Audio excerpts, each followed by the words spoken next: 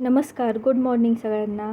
तर कसे आहात सगळे? मी आहे ज्योती आणि आपल्या यूट्यूब चॅनलवरती तुमच्या सर्वांचं खूप खूप स्वागत आहे. तर सकाळची सुरुवात मस्त चहाने झाली होती आणि आज केली होती सगळ्यांच्या आवडीची इडली सांबर. आणि इडली सांबर असेल तर आमच्यात स्वयंपाक वगैरे काही नसतो, कारण आमच्यात सगळे 2 टाईम जेवतात, तर त्याच्यामुळे सकाळी सगळे इडलीच खातात. नाश्ता वगैरे काहीच नसतं, डिरेक्ट जेवण असतं. तर आता पहिल्यांदा सांबार टाकून घेतलं आहे आणि मग नंतर इडली टाकते मी, कारण काशी उठलेली असते. साधारण ती 8 वाजता उठते, कधी कधी 7:30ला उठते. म्हणजे तिचा असा फिक्स टायमिंग नसतो, त्याच्यामुळे ती उठायच्या आधी थोडंफार तरी मी स्वयंपाक सगळं आवरूनच घेते, कारण ती उठल्यानंतर परत तिचं खायचं वगैरे आवरायचं ते होतं, बाकी नंतर काही काम होत नाही. म्हणून मग ती उठेपर्यंत मी आवरून घेते. तर इथे इडली आणि सांबार तयार झालं होतं आणि आता काशवीला भेटायला आली होती तिची आत्तू, आणि खात खात तिच्या आत्तूसोबत मस्ती चालू होती.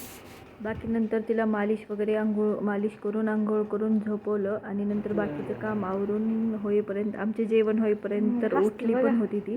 साधारण 1 तासच झोपली. आणि झोपसुद्धा तिच्या मूडवरच असते. साधारण म्हणजे कधी कधी 1 तास झोपते, कधी कधी 3 तास झोपते. तिला बळत उठावं लागतं तिच्या जेवणाच्या टायमिंगला, असं असतं तिचं. तर आता ती 1 तासच झोपली आणि उठल्या उठल्या परत तिच्या आत्तूसोबत मस्ती चालू झाली आहे. तिला एका ठिकाणी बसूच नाही वाटत. आता तिच्या हातामध्ये काही ना काही द्यावंच लागतं, त्याशिवाय ती शांत बसतच नाही. तिला ते घेऊन तोंडात घालायचं असतं, त्याच्यामुळे तिची सारखं हालचाल चालूच असते. तिला असं एका ठिकाणी घेऊन बसलं तर ती कधीच बसणार नाही. बघा आता हे तिला थोड्या वेळ मांडीवर आत्तू तिची घेऊन बसली होती, तर ती बसतच नाही आहे, डायरेक्टली उठून उभा राहते. आणि बघा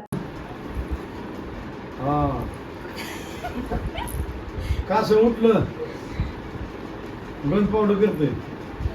काही बाबांसोबत पण तिची मस्ती चालू आहे. आणि बाबांच्या शेजारी जर बसवलं तिला तर ती बिलकुल काम करू देत नाही, पूर्ण कंटिन्यू लॅपटॉपच्या कीबोर्डवरती बटन दाबत राहते.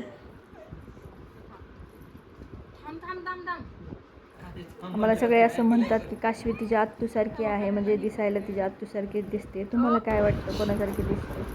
कमेंट करून नक्की सांगा.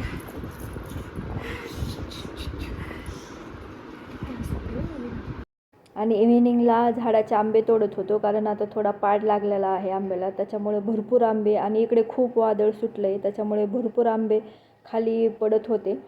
त्याच्यामुळे म्हटलं की पाड लागला आहे तर काढून घ्यावे. पण पाड काढतानासुद्धा एवढं पावसाचं वातावरण झालं आहे आणि थोडा पाऊस पण यायला लागला होता, म्हणून थोडेच आंबे काढले आणि बाकी असं नंतर काढावे म्हणलं, कारण खूप हवा सुटली होती आणि पावसाची पण शक्यता होती. त्याच्यामुळे म्हटलं की नंतरच काढावे, त्यामुळे थोडे मोजकेच काढून घेतले. आणि हे मला म्हणत होते की तू उंच आहेस, तुझ्या हाताला येतील आंबे, त्याच्यामुळे त्यांनी आता नंतर मला काढायला लावले, पण तेही माझ्या हाताला येत नव्हते. तर असा होता आजचा दिवस. जर व्हिडिओ आवडला असेल तर लाईक नक्की करा आणि चॅनलला सबस्क्राईब करायला विसरू नका. भेटूया नेक्स्ट व्हिडिओमध्ये.